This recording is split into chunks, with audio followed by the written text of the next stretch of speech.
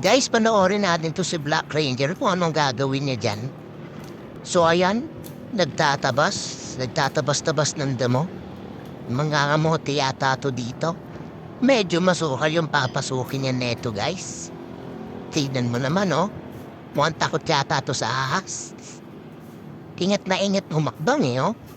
Talagang lilinisan niya muna bago niya hakbangan Malamang kabado to.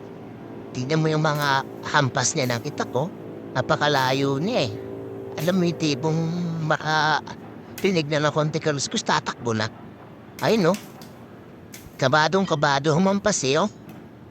Talagang lilinisan niya muna yung paligid kasi baka mamaya may marita siya na ahas.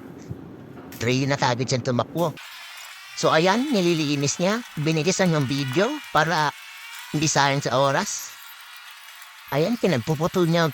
Puputulin niya pala itong mga puno. Kasi pagpuputulin niya. Tapos, kinatabi niya yung mga asanga-sanga. Ano yung gagawin niya dyan, guys? Malamang kakalbuin niya to. Kung ano ang naiisip ng mga tao talaga, no? Ayan, no? Talagang ubusin niya yata itong mga puno na maliliit, guys. Artista yata ng primitive survival itong bukong ito, Yung mga video nakikita niyo na nasa bundok. Tapos gumagawa-gawa ng mga bahay. Naghuhukay. Kung magkasama pa siyang unggoy, si Budoy. Talagang nag-recruit pa, yung pinagpuputol nga, kinalbo talaga nila, guys.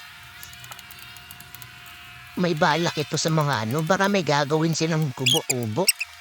Parang ganun ba? Ay, no? Talagang pinutol, Ngiyabong na lakas na ng loob kasi may kasama na, Alam mo talaga, hindi takot,